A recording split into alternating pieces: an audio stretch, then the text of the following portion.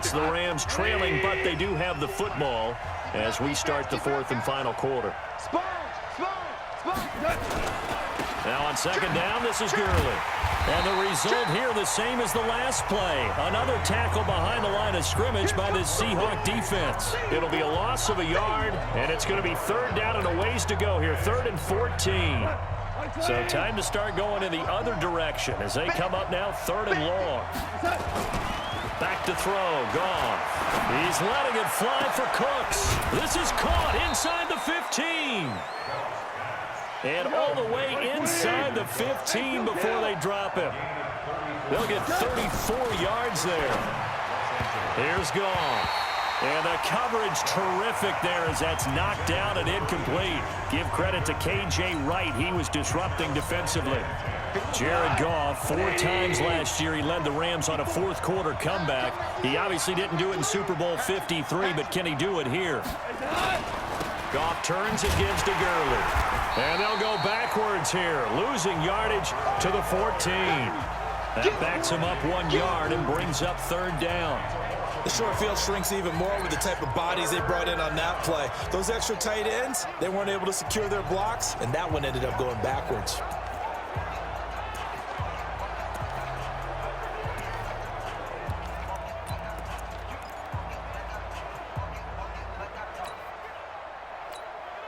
The Rams on 3rd down. 3 for 7 so far in this game. This is 3rd and 11. Goff now looks to throw. Nowhere to escape, and he goes down. Jaron Reed muscles his way in for the sack. 1 score down. Here we go. They're going to go for it here on 4th down. I remember when I was a kid and all I wanted was a nickel so I could get that soda down at the fountain. And guess what? The nickel came into play well. 5 defensive backs, they covered well, allowed for the sack. Sodas were a nickel when you were a kid? No, I just needed the extra nickel. Pressure gets there, and he goes down. Now there's also a flag, but this might be on the offense anyway. Well, there have been a ton of sacks. They were just trying to prevent another. So what you're telling me is the conventional way has not really worked for them, huh? Not at all. Not at all. So he tries to grab him here, and they still get caught.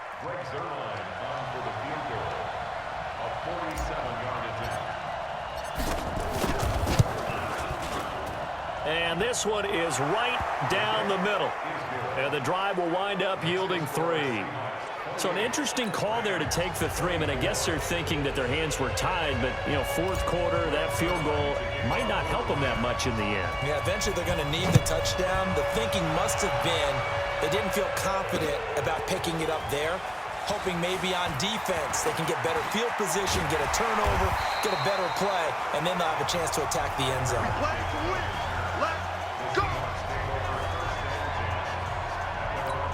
Seattle now ready to march onto the field. Right now clinging to a 1-score lead, Charles, and I think operating within that 4-minute offense with a little less than 4 minutes to go applies here, right? It certainly does, and that means the playbook is still wide open. But you are a little bit more careful about what you're calling. You want plays that are going to gain yardage, how would you say it, consistently, right? You don't need the big shots downfield, but make sure the clock continues to run. Pile up the first downs. And the goal, end the game with your quarterback kneeling down at the end.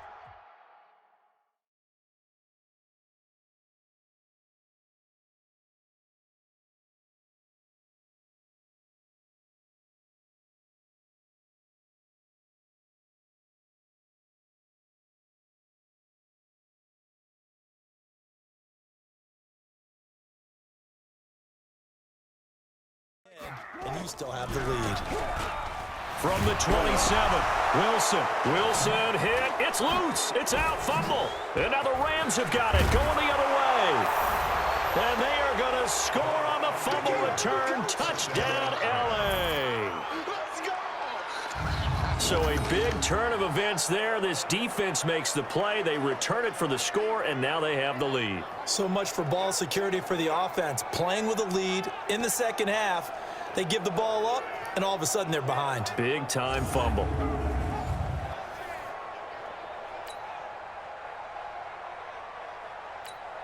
Now an important extra point here to stretch this lead to a field goal.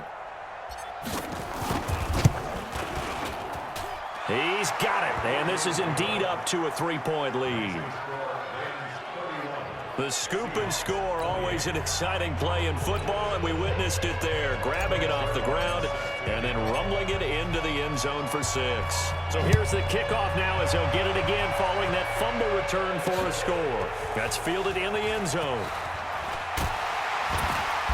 And he's able to get it across the 20, but not by much, as he's marked down at the 21-yard line.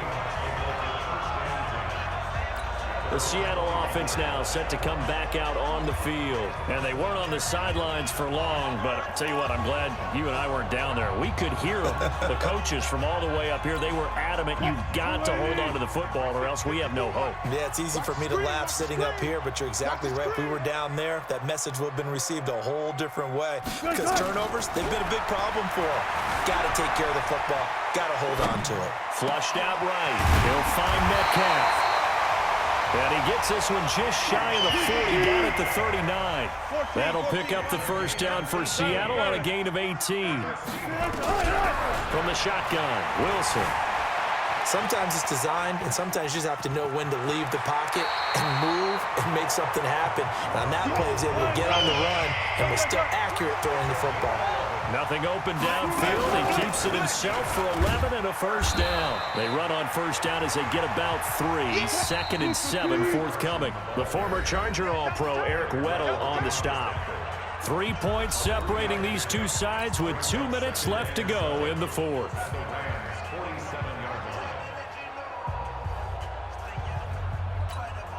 So it's Seahawk football as we march toward a conclusion. They come up on a 2nd down now in a game that looks like it's going to go down the wire. Stepping up, he'll try and run. That's caught inside the 20. And he's going to be taken down here with a penalty flag on the field.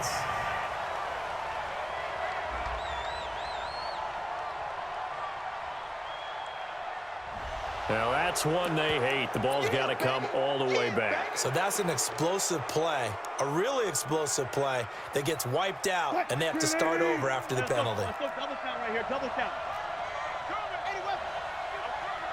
Check. Check out, check. Throwing now is Wilson. Forced out to his left. He's going to let it fly. He dropped it. Couldn't hang on in the end zone. So no 6 points, incomplete. I want to go back to something you said in the first quarter about winning. Is it a positive? It is a positive. Okay. About winning the turnover battle. As a visiting team, as an underdog, you were right. They've done just that, and look where it's gotten them. It's part of the formula. When you go on the road, as you mentioned, being an underdog, winning the turnover battle is a big key, and this one's playing out in this one. They'll try and throw for it with Wilson. Flush to his right. And that is intercepted by the Pro Bowler, Jalen Ramsey. And that one, oh, it's going to hurt big time. You're in the 2-minute drill trying to get your guys down the field, and it's looking like they're going to come up just short, as this is definitely not his best throw. And it'll wind up being intercepted.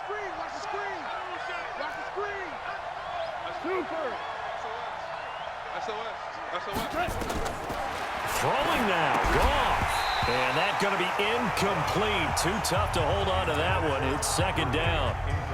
So he can't hang on, and as I watch that unfold, I remembered an expression that I've heard, maybe from you, I don't know, but you're going to get hit anyways, might as well hold on to the ball. Right, you know a coach said that, right? Yeah. Not an actual player. Not a chance at all. Way easier said than done. Check. Hey, orbit. Mike 50. Goff. And that's going to be incomplete. A lot of contact, no call, and it's 3rd down. This a very important drive, and that incompletion leads to a very important 3rd down here if they're going to try and get the football back. Yeah, getting it back, absolutely crucial to their chances to try and win this game. I would expect a lot of pressure here. They can't afford to let them continue to get first downs and eat away at the clock. Hey, lift. Now it's gone. Oh, incomplete. Nearly the pick they needed. They would have loved one there, but at least it does get them to 4th down. I think he's taking an awful chance with the football right there. You've got to lead, you've got to protect it, and he's taking chances putting it out there in a little bit of jeopardy. Especially in a spot like this, fourth quarter, as you said, trying to cling to that advantage. Yeah, that one probably should have been picked, huh? And here's a big one now. Trying to hold this lead. They're going to go for it here on fourth down.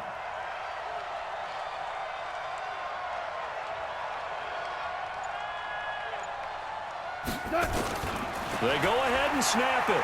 Gone. And no, it's incomplete. No luck for the Rams as they fail here on fourth down. And the Seahawks, they'll get the football back in outstanding field position. So nursing a slim lead, and that is the opposite of protecting that slim lead. All I can think here is that head coach, he knows more about what's going on with his team than we do. He must know something's up. Either he has trouble with his punter, right? He's worried about his defense. There's an explanation in there that we're going to ask for after the game, because in this situation, I wouldn't have done that in normal circumstances, but maybe he thought my best opportunity is with my offense. Yeah, interesting. Back in their own territory. Now we'll see what transpires. Here's Wilson. And that's going to be intercepted. Taken by the Pro Bowler, Eric Weddle. And a good return here as he takes it up past the 30-yard line. Agreed, that's twice now in this fourth quarter. As a quarterback, a lot of times you think it's all on you to make plays when you're losing. And here, the play's not there, but he throws it anyway. Line of scrimmage, the 31 now on 1st and 10. He's going to let it go again. And that will be incomplete. Would have been a big hitter if they had connected. Instead, it's second down. Finally, a good play there defensively on the deep ball. The secondary has had its struggles this entire game. Offensively, they've had their way with them. Goff going to throw it. It's complete. This is Todd Gurley. And he's going to get this all the way down inside the 35. The catch and run pays off to the tune of 35 yards. Goff now to throw. And look at this. They get the turnover they needed. It's intercepted. Picked up by the linebacker, Bobby Wagner. And he'll bring it all the way back, just a yard or two shy of midfield. You got the slim lead late and the football, so why are you throwing it there? Remember during the year when we asked one of the head coaches, you know, if you're in this spot, why would you throw the ball? And he talked about trusting his quarterback and trusting his offense. But still. And then at the end he kind of went, yeah, not really a good reason. Trying to shake off the interception. He'll look to throw. It's complete to Lockett.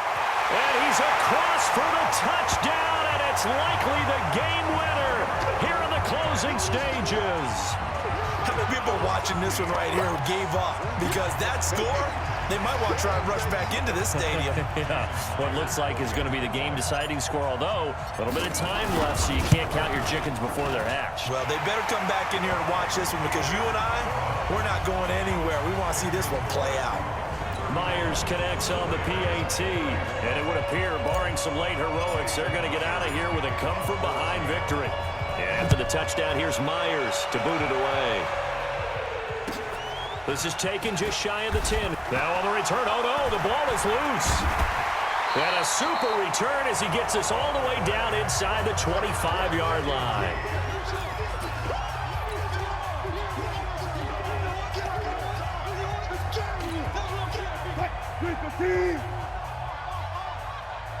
Single.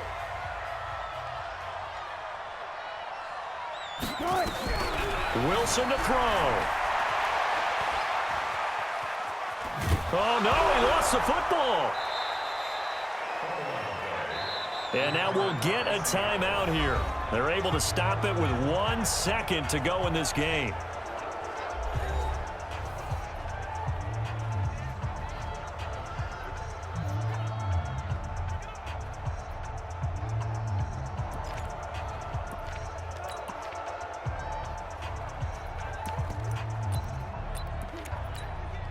After the sack, oh, they're staring at a challenge basically from the other side of town. It's 2nd and a country mile.